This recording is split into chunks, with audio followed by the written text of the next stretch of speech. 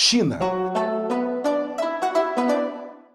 Esse é um dos mais importantes temas cobrados em todos os concursos públicos e exames ao redor do país. E você sabe por quê? Simplesmente porque nós estamos falando de um fenômeno do crescimento econômico e do desenvolvimento. Veja só, é a maior industrialização do mundo, isso mesmo, o maior PIB industrial. Hoje tem mais fábricas que até os Estados Unidos. E isso faz com que a China também seja o campeão nas emissões de gases estufa. Porque como ela cresce demais, seu consumo energético é violento. Sempre que necessita, ela utiliza suas abundantes reservas de carvão, que tem um impacto ambiental muito grande. Isso explica a contradição de como a China é o maior emissor de gases estufa e, ao mesmo tempo, o maior investidor em energias limpas e renováveis, por exemplo, seus enormes parques eólicos e a maior usina hidrelétrica do mundo, a usina de Três Gargantas. A China, além de tudo, é o segundo PIB mundial.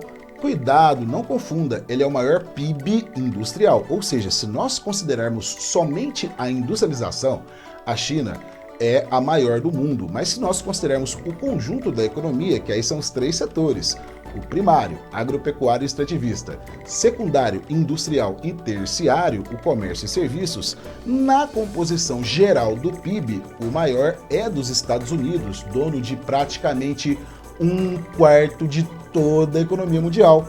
Você acha muito? Cara, em 1945, logo após o final da Segunda Guerra Mundial, os Estados Unidos foram detentores de 50% do PIB. Agora eu quero que você me responda uma pergunta. Hoje, a participação no PIB mundial dos Estados Unidos é menor, caiu de 50% para 25%.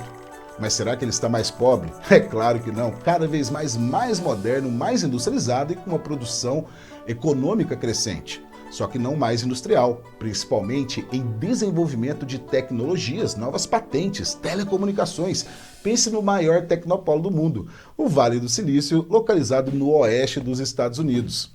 Então, veja que temos uma explicação. Foi a transposição dos parques industriais dos países desenvolvidos para os subdesenvolvidos, que hoje são chamados emergentes. Ou seja, países que são subdesenvolvidos, porém são industrializados. Os mais importantes são conhecidos pela sigla BRICS: Brasil, Rússia, Índia, China e South Africa, África do Sul. Veja então que, na verdade, os Estados Unidos diminuíram sua participação no PIB mundial não porque diminuíram a força de sua economia, mas porque surgiram novas economias emergentes, que tudo indica que nas próximas décadas serão novas potências.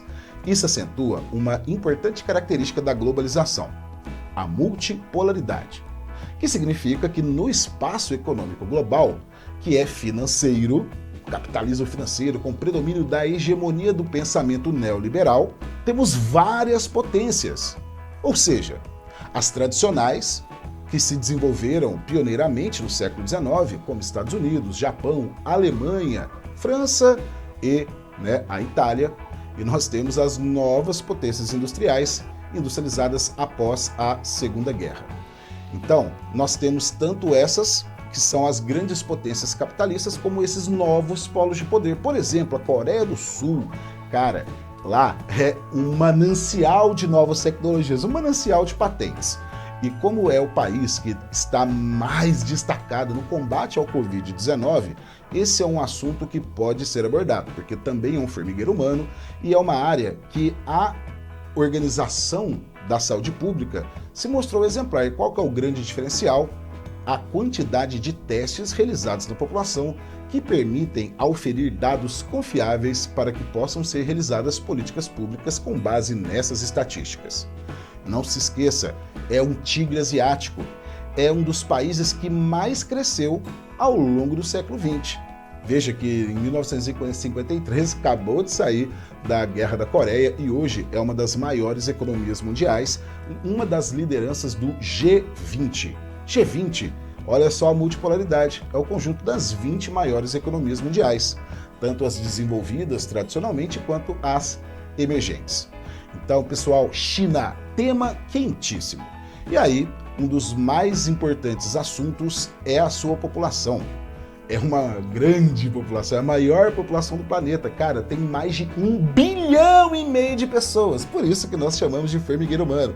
Aí você olha aquele extenso território e fala, ué, tudo bem, é um dos maiores territórios do mundo, mas você sabia também que a população é muito mal distribuída? A maioria se concentra em 30% do território chinês, que é a barriguinha da China, a China do Leste, a região das planícies aluviais, ou seja, a população está concentrada às margens dos grandes rios. Isso porque, ao longo da história, temos disponibilidade de terras férteis. Tudo bem? Então, o interior da China, ele é pouco povoado e agora tem um processo que tem sido cobrado como a expansão para o oeste da China. É lógico que é uma comparação evidente com o processo de expansão dos Estados Unidos, conhecido como a Marcha para o Oeste. Olha só, a China, além de expandir para o seu território no interior, principalmente com sua produção agropecuária, que é um dos maiores produtores mundiais de commodities, nós temos a expansão dos investimentos ao redor do mundo. Quando que tudo isso começou? Em 1978, Deng Xiaoping abandonou os princípios do socialismo, abrindo a economia chinesa.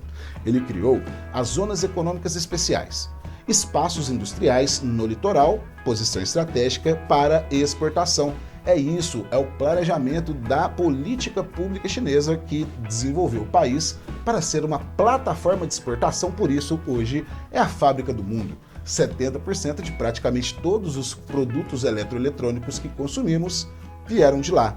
Então, fique atento na importância dessa distribuição populacional, porque o tema controle de natalidade, claro que vai ser abordado, e a política do filho único, que foi tão famosa e caracterizou aí as polêmicas chinesas por muito tempo, foi abandonada em 2015.